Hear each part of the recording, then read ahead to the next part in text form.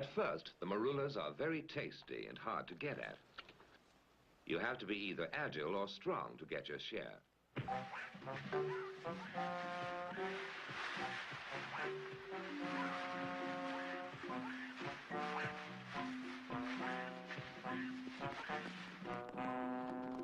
But after a few weeks, the marulas get overripe and they start dropping from the trees.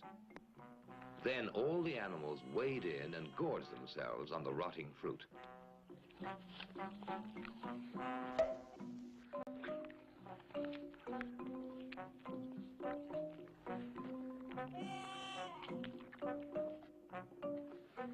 It starts fermenting in their tummies and turns into a very potent brew.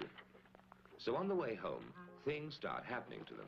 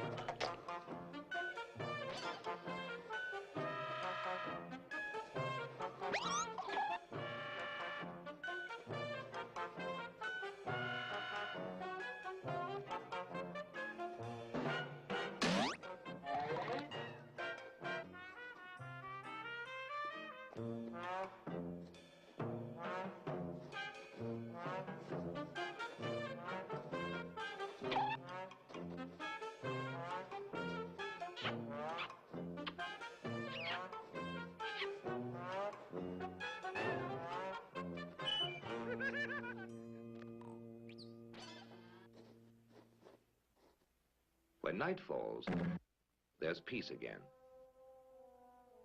A very blissful peace.